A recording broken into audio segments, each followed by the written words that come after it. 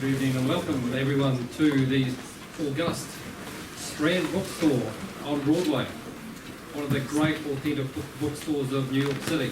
And we're here tonight to celebrate the launch of the book, The 4-Day Week by Andrew Barnes with Stephanie Jones, how the flexible work revolution can increase productivity, profitability and well-being and create a sustainable future.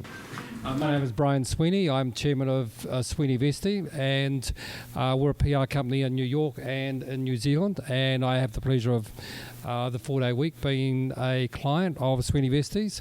And in saying that, I also acknowledge Andrew's co-author Stephanie Jones and the team of Alexander PR in New Zealand who have been with you all the way on this great journey. Now, most people have ideas. Everyone's got ideas, but there's very few people who have the good fortune in the world to have a world-changing idea, and that is what I believe that Andrew Barnes has created with the phenomenon of the 4-Day Week. This started a couple of years ago when Andrew had an observation which I'm going to tell you about in a minute. I'm not going to give too much away because Andrew will pick up the story from there. But the idea has been truly global. 77 countries have featured it in their media. There have been billions of media impressions. There have been hundreds of interviews. And this has kept rolling over a 2-year period. And the idea of the 4-Day Week has really struck a chord with the zeitgeist, which Andrew will talk about shortly. There's even been a radical idea that the august game of cricket will morph from a 5-day test match to a 4-day test match. I don't think that that's necessarily going to improve the current performance of the New Zealand cricket team, but that's how far that the idea has been spread. Now, I'm just going to read something for you briefly just to set up the context for the book. And this is the dramatic introduction to the book, The 4-Day Week. And it reads, "The most dangerous man on the plane." Some 55 years after the US Federal Aviation Administration launched the first in-flight security program and instigated the practice of populating random flights with highly trained air marshals in civilian garb, a man boards a plane in Auckland bound for Doha. It is close to Christmas and warm in the Antipodes, but his final destination is the 4 p.m. winter dusk of London. He carries with him a clean British passport, a laptop, and a folder of papers. Though he is not armed with any conventional weapon, and he slips easily through the scanners with his possessions, he will be the most dangerous passenger on the 17-hour flight. What he does on that plane will generate thousands of news reports and social media posts in dozens of countries in the year after flight QR 921's lands in the Qatar capital. As the aircraft touches down, no one yet knows what has been unleashed. Unapprehended, he travels onwards. Andrew writes, "I boarded the flight with the seemingly innocuous item that would change my life and many others. An issue of The Economist containing a report on 2 studies of office workers in Canada and the United Kingdom, all of whom worked a standard 5-day week. The research found ... And it's at this point I will not give away Andrew's punchline. I will simply invite Andrew Barnes to the podium. Please give a warm welcome to the author of The 4-Day Week, Andrew Barnes. I'm not really used to standing. I walk and pace. But thank you for coming. The issue of The Economist that I read indicated that the Brits were only productive for 2.5 hours a day. And if you were Canadian, you were only productive for 1.5 hours a day. Now I thought, that's interesting. And is that happening in my business? So if you think about a typical working day, I mean, you come into the office, you have a cup of coffee, you have a chat. You have a look at your phone, go see what the Kardashians are doing today. Then you sit down and start work. And the first thing that happens is somebody taps you on the shoulder. and say, can you help me with something? Now, I like this. If you get continually disrupted at work, it's the equivalent of operating under the influence of marijuana or having a 10-point drop in your IQ. So then you have another cup of coffee, and then another chat, and then the kids phone because they've got a problem. Then you're trying to track down an elusive plumber that you've been trying to get all week. And repeat. And that is happening every day in the office, my office. So I thought, what would happen if we actually said to the staff, look, we'll gift you a day off a week, provided that you can deliver the same level of productivity in 4 days rather than 5. Now, I want to be clear about this. This isn't about working 4 longer days. It's about working 4 8-hour days instead of 5 8-hour days. But the key point is I had to get the same level of productivity. So what we did is we ran a trial. And the thing that got all the publicity, I think, around the world is we ran a very, very simple trial. And we said to the staff, actually, we have no idea how we're going to do this. So you tell us. You actually make a commitment as to how you will work differently so that you can do your work in 4 days rather than 5. Now, when we ran the trial, we found that our engagement scores went up 40%, 40%. That was engagement, empowerment, loyalty, cohesion, teamwork. Stress levels dropped 15%.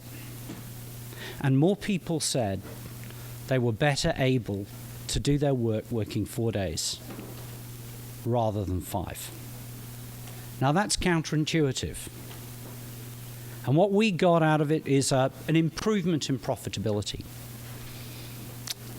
But some of you have probably been reading about Microsoft in Japan, who ran a trial last year, and they got a 39.9% improvement in productivity by working 4 days rather than 5. Their power bill went down, their absentee levels went down. And what you got is better work-life balance. Now, I'm very clear about what I mean and what is developed in the theme of the book. Is if I just talk to you about work-life balance, you would look at me and say, you know, but somebody's got to pay. So we talk about our policy as being a productivity policy. The key thing in our company is that we have to deliver the same amount of productivity. Our service standards cannot drop, and they don't. We have to open 5 days a week. We have retail stores. We have to make sure that those stores are always fully manned and people can always get the same standard of service. And that's what we continue to deliver. Because I'm going to go out on a real limb here. If you get an enthusiastic, empowered, committed workforce, you will get better productivity. Now, what we're doing is giving people a gift that you can't buy. It's the gift of time. And the best stories that come out of my company are actually those that come from men. So I have a guy, oldish guy, works in one of my offices in the South Island of New Zealand. And he takes 2 half days a week. And on his half day, he walks home, and his daughter brings his granddaughter over, and they do some chores together, like cutting the grass in the afternoon. And then at 5 o'clock, his daughter comes over and they have tea together, twice a week. And when he tells the story, he cries. Because you can't buy that. I have another chap who tells the story of picking up his son from school for the first time. And his little boy runs across the playground, throws his arms around his legs and says, "Daddy, what are you doing here? You can't prize those people out of my company now with a crowbar." But what else is it doing? It's actually also saying that we're going to pay people on output. It says it's okay for you to take time off. Now, we have a problem, as we say, with gender pay, inequality, women getting to the C-suite. So suddenly we've created an environment where it's okay to take time off. It's okay to spend time with your family. The only people who are obligated to take a day off a week under my 4-day week policy are my senior leaders. They have to do it. Because what that's demonstrating is you don't have to work every hour God sends, which is what we did, what you all probably still do, to prove that you're working hard. It's about working smarter. It's not about working longer. But then let's take this wider. Let's think about a world where actually we could take 20% of cars off the road every day. Now, allowing for the fact that in our policy as well, we allow people to do 5 days compressed hours. So you can drop your kids off at school and you can pick them up at the end of the day. But if you could take 20% of cars off the road, that would be the equivalent in the United States of taking 10 million cars off the road every year. And one of the biggest contributors to pollution in our cities is cars and transport.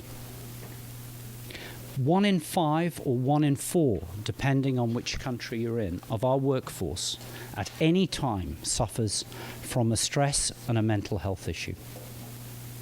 So they are already not being that productive. Now in the UK, that equates to, for example, 15 million lost person days per year of work. So what would happen if people have time to recharge? Maybe work 2 days, gap 2 days.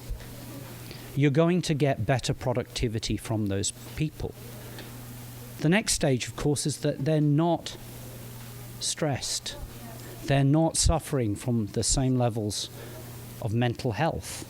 Now, in New Zealand, we have just hit billions of dollars into the ambulance at the bottom of the cliff to address what is a pandemic in terms of mental health.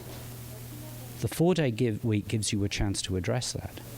Now that then means, of course, that those people don't then go into the health system and put the pressure on the health system. Now one of the reasons in the UK for the loss of the biggest, I think, single loss of nurses is as a consequence of stress and overwork. And in fact, the Prime Minister announced a policy last week to recruit 40,000 more nurses. Between 15 and 18,000 of those are going to be because he's going to encourage people to come back into the workforce because their working conditions are going to be better. Now, in the United States, the health system kills 240,000 people a year as a consequence of misdiagnosis or mistreatment occasioned by stress and overwork. So what happens to the health service if that gets changed? In a world where we've got AI coming down the track and we're talking about maybe 40% of jobs being destroyed, what happens if you have a day off a week that you can spend time retraining, re-educating, re-exploring new opportunities? Does that reposition us? And then think about the ability of a world where actually you can spend more time with your family, that it is okay for men and women to spend time to care for family members. Maybe not to maybe to cook that healthy meal instead of getting it quickly delivered by Uber. The knock-on effects of this are quite material. And what's the big argument for not doing it? because we work a 5-day week. There is no clear reason why we work a 5-day week. After all, there was somebody probably standing in my place 150 years ago saying, I've got this wild idea. I only want my staff to work 10 hours a day and I might give them Sunday off. And every single business leader said, your company will fail if you do that. And then we go from 10 hours to 8 hours. We go from 7 days down to 5 days. But that is a very, very recent construct. It's something that in some countries has probably been around for less than 50 years. So do we actually think that the pinnacle of human existence, that the best way of doing anything is the way that we do it today? Or is there actually a better way? And a way that actually gets a balance back so that not only the planet, but human beings can actually get a better balance between the amount of time they spend at work and the amount of time they spend with their families. Now, that's all we're saying.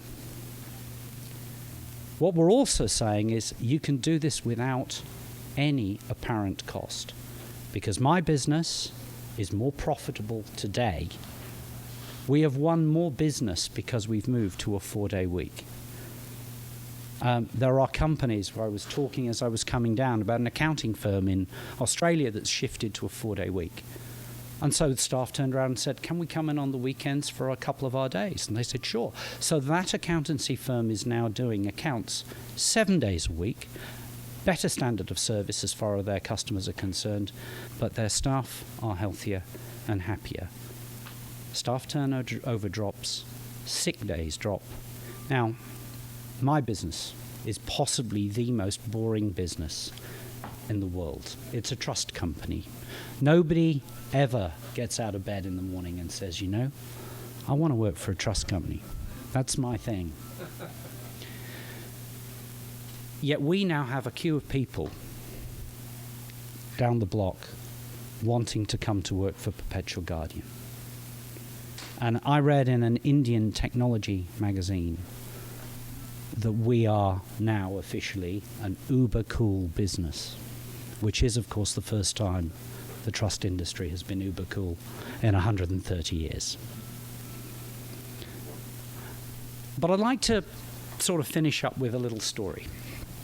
And this is about one of my guys in IT. And when we started the 4-day week, I said to him, I said, James, how's it going? And he said, well, it's all right, he said, but I'm having some trouble with the wife. And I said, well, why? You're spending more time at home, clearly, 4 days a week. And he said, no, he said, we're looking for a house. And she keeps sending me properties that she's found on the internet for me to look at. Now that proves two things, by the way. One, proves that she's not being desperately productive at her place of work. Because if you think about it, she's not sending him every single property she's looked at. I'm going on a 20-to-1 ratio, broadly, but it could be more, it could be less. But James said to her, if I look at these at work and my team loses their 4-day week as a consequence, I'm not going to be able to look them in the eye. Because this is about making a very, very simple change. It's about saying to yourself, each member of my team says, what am I going to do differently? What is my personal commitment? Because in my dim and distant days in the British military, I learned that nobody went over the top for a flag or a cause. But you go over the top for the person on your right and the person on your left. And this is what this is about. It's lots of people taking personal responsibility to do things differently so that their workplace can be better. And then ultimately, in my view, the world can be better. And that's why, you know, I've now traveled across the world talking about the 4-day week, because fundamentally you don't get many chances to change the world. And this one's mine. Thank you.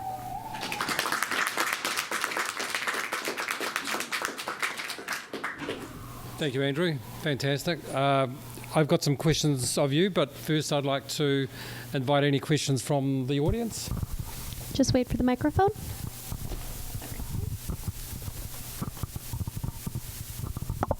Hey, Andrew. I've got 3 questions, but I'll just ask one and pass it around. But what if you don't come into the office? Is there any sort of, for people that work from home, any changes to that? Or? Yeah, okay, we do what we call a 100-80-100 policy. So it's very simple. 100% pay, 80% time, provided we get 100% productivity. Now, the important thing about that is that doesn't matter whether you're working 5 days, 4 days, 3 days, 2 days, or a day.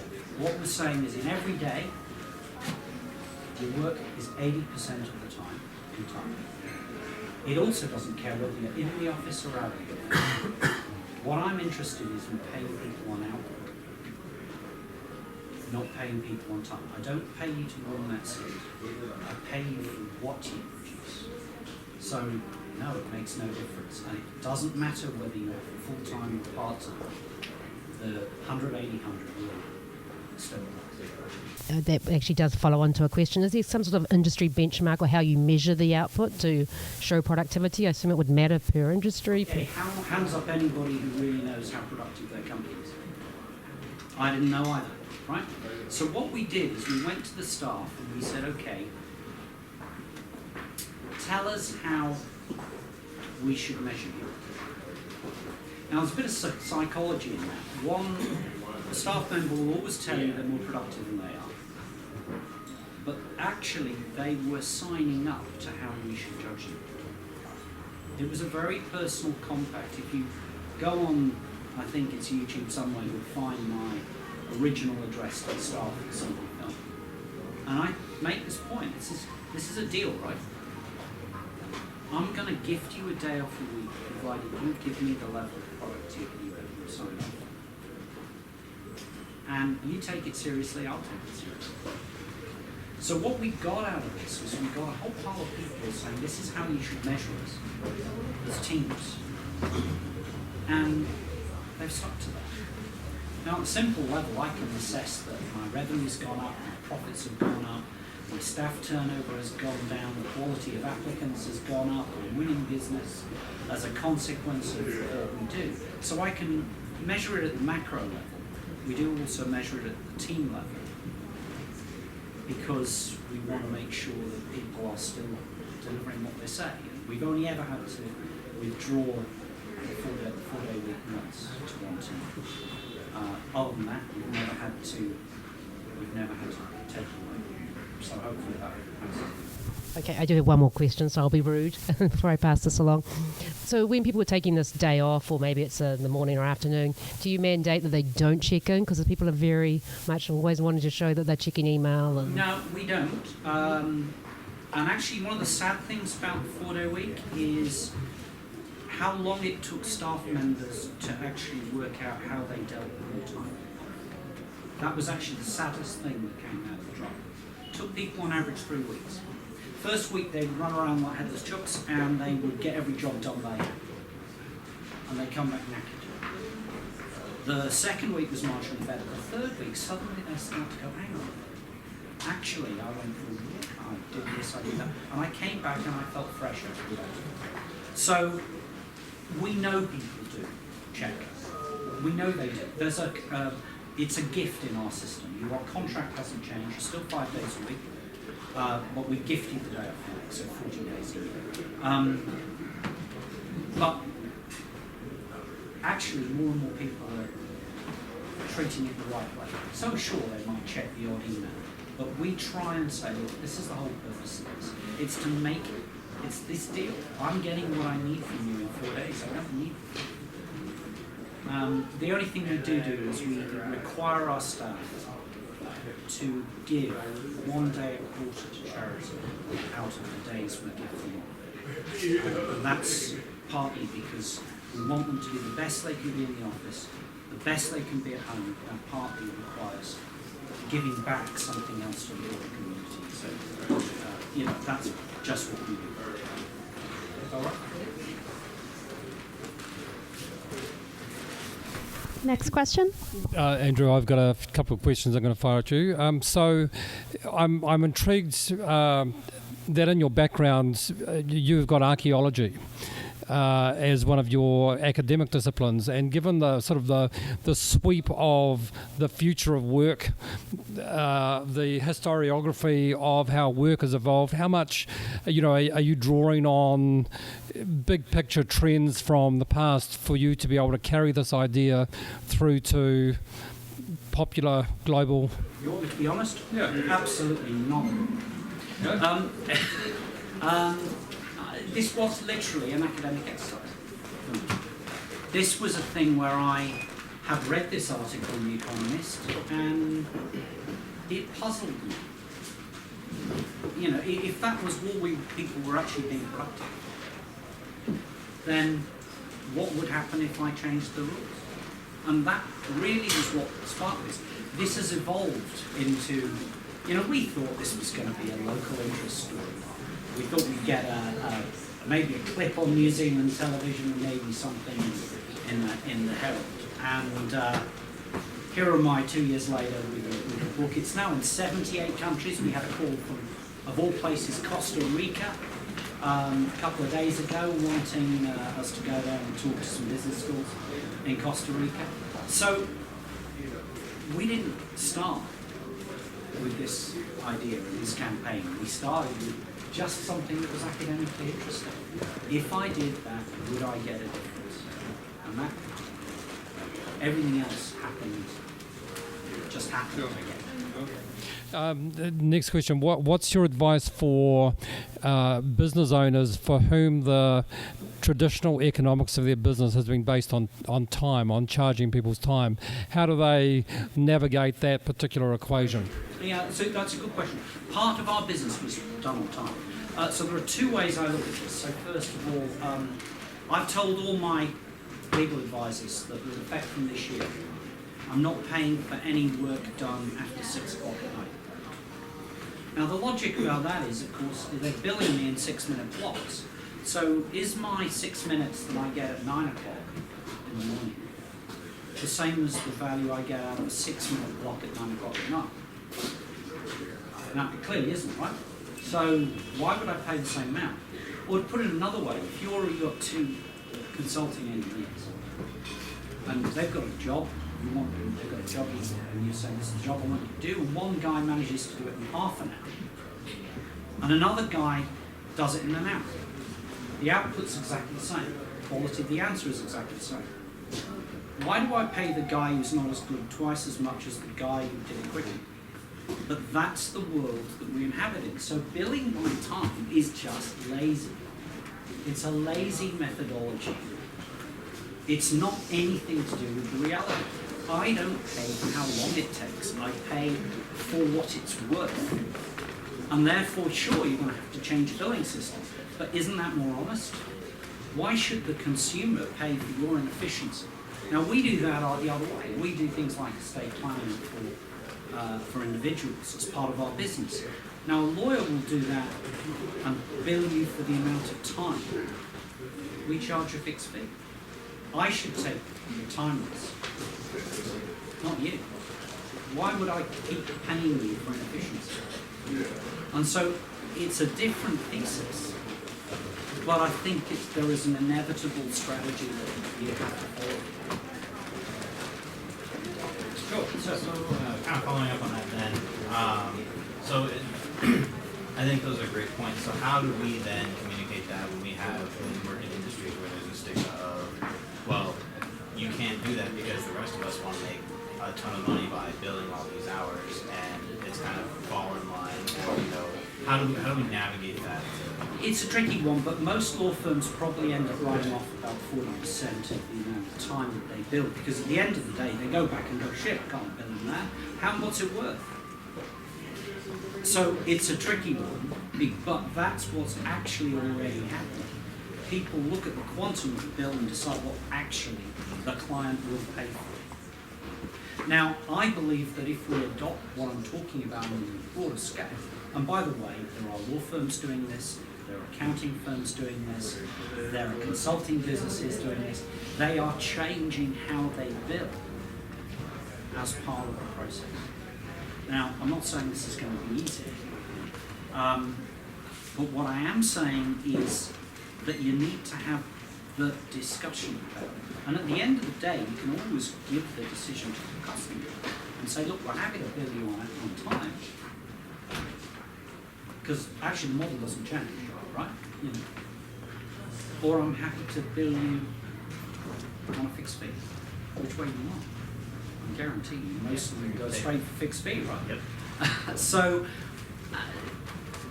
there isn't an easy answer. One of the things I do say with this is that what works for me isn't going to necessarily work for you. You have to work out your own strategy. Because each business has to work it out. And the model that is my model, you will probably put some quick twists and turns on it for some businesses. But it's the concept we're really talking about, not the bits of execution. And when we advise companies around the world, one thing we say is, for God's sake, don't overthink it. We ask our staff to come up with a solution. The only one of these trials that has ever failed actually was one that even failed to launch, because there was a research company, and what they did is they researched it to an inch of its life, tried to get all the right answers, and then scared themselves. And what you've really got to do here is just throw the proposition at your team and say, you know, give us some ideas. How are you going to do this?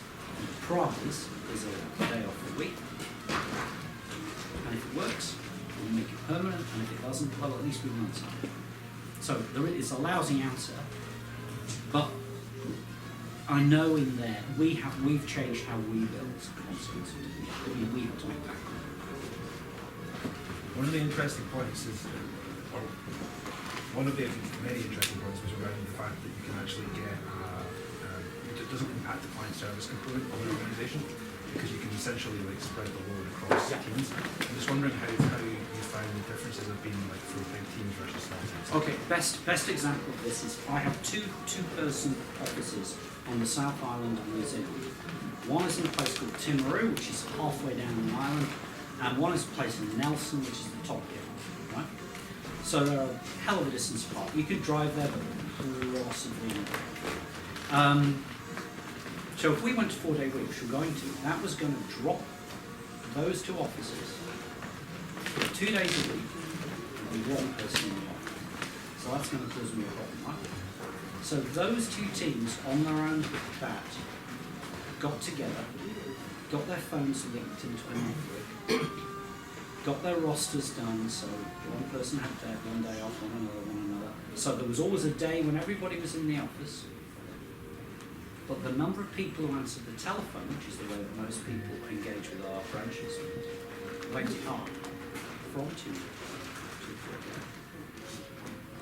So actually customer service improved. Now I didn't come up with that idea.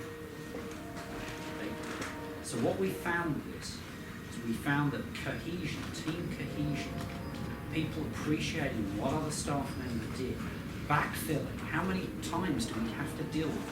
Somebody's gone on leave and God, how do we deal with their job? If you've got somebody off in that job every day, 1 day a week, every week, amazingly, you make sure that somebody else knows how to do the job. So in fact, what you get is a better team. And that was also the feedback we got from the employees. We used independent researchers to get these results. And that's what came back loud and clear. So I believe even small, it's bigger, easier on big teams, but even small teams can do it. I hope. In certain industries like journalism, where do you draw the line between productivity results and length of time to complete your assignments? One person has a bunch of short stories, one person has a cover story that he feels he won't finish with the 40-hour week. He may have to come in and work the next day and he can't hand it off to anybody else. Sure. And maybe he can make up that time another week, or how would that? Sorry, Sean, is the UK thing public? No. I don't know. A large, okay, let me give you a hint. A large media organisation in the United Kingdom, with government funding, is trialling the 4-day week, has done a successful trial. Now, I'm not a journalist, so as I said before, I can't answer the question as to how you would put it into journalism. That is It could be a lot. no, but the point is, you then ask the team how they would do it. But one of the things that was prompting this particular organisation in the UK was that they said that their creativity, the quality of the output, was a problem. Because people had no time to disengage from what they were doing, to think about things. They found that the 4-day week addressed the problem. So I'm not saying in any industry you're not going to need more doctors, you're not going to need more nurses, you're not going to need more journalists. You probably are. But the quality of the output, the value of the output, the amount you can charge for it, the services that you will get from it, all of those things will improve, and that will outweigh the issue. Because if it's 100, 80, 100, 100% productivity, 100% pay, 80% time for 100% productivity. Actually, any individual I add is still delivering me full productivity. I'm making money on it. I'm not losing it. Because that's the name of the game, right? So, I can't answer the question in specific, but, you know, at the end of the book, somebody asked me the question whether it would work in dairy. Because cows need milking twice a day, right? So, yeah, they do. But if you go back 100 years, there's a guy in a paddock going mush with a stick. And he was trying to move those cows and then milk them by hand. So, look at where we are now in that industry. Look at where we are in any industry. So what I'm saying is there has to be a better way to do everything. Why is it that we've got advances in technology? We've got advances in a whole heap of things. But the way we work today would be absolutely recognisable from somebody looking through the factory gates in the 1880s. Why does that make sense? It makes sense to you, it doesn't make sense to me. And that's the whole point. It's rethinking how we do things. All right? Andrew, just before Christmas, Deutsche Bank laid off 18,000 staff because of impending impacts of AI. You referenced AI earlier in your remarks. Can you just sort of paint a picture of the massive numbers of people who are going to be disrupted, retrained, needing to change jobs in the coming few years, and where does the 4-day week fit into this picture? Well, I think that's one of the big challenges that we're facing in all Western countries at the moment, all developed countries at the moment, is how do we deal with AI? Right? Now, we know there's a whole pile of new jobs that are going to be created that will require different skills. So how do we train our people to do that? Now, one of the things going on in New Zealand, for example, at the moment, is the Future of Work Task Force set up by the government, is going, well, great, we'll train people in the workplace. Well, fantastic, because if I'm being trained on something else, I'm not doing the work, so my productivity is actually going to go down while I try and retrain people for some nebulous thing in the future. On the other hand, if you had a day off a week, where you could actually say, right, what do I want to do? What skills do I need? Governments can equally then say, great, instead of trying to do lots of workplace training, which we know is not the most efficient, we're going to set up new courses. We're obviously doing that with the online courses that we can do already on Google and topic. We're going to deliver education, training to lots of people from different industries who are taking their day off today, and some are taking a different day off, because remember, it's not everybody takes a Friday or everybody takes a Monday. It's a rolling day. If we could do that, you could then be rethinking education. And one of the bizarre things, the United States, one of the biggest group of people taking up the 4-day week schools, And they were doing it because money was tight. But what they then found, shock horror, the quality of teaching improved and the educational standards improved.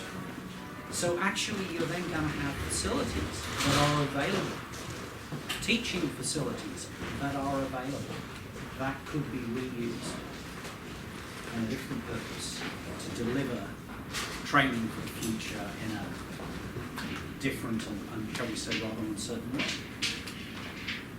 Yeah? Sure. Yeah. I'm just kind of curious. In your with Perpetual Guardian, did you notice that there were any instances where you found that you actually found maybe gaps in your workforce? For example, you ask a team, all right, start this 4-day week, and they look at everything they have to do and they say, oh, actually, we can't do this. No, we never found anywhere that they couldn't. What we did find is that they then, so when we got our first lot of benefits, we got it purely from people changing how they work, right? Getting eliminated. For example, we monitored the top 5 sites in New Zealand. People were going into, right? In macro, and we found that the total amount of time people were surfing on those sites dropped 35%. Now you'd expect 20% drop because 20% of the time isn't there, but it dropped 35%. So you have a change of behaviour. So what we really found is we found a lot of behavioural changes delivered the improvement in productivity and so on. But then what happened is people suddenly said, actually, this guy isn't about to try and get rid of my job, because what he's saying is, I'm giving you time. So that's when they started coming forward and saying, that system doesn't work. That one doesn't work. If we change this, we get even more productivity. So we're still going down that journey now of those system gaps that we can identify, those process gaps. But we've been delivered those by our employees who probably know the issues better than anybody. Didn't have to bring in expensive consultants. My own team are re-engineering my business from the bottom up.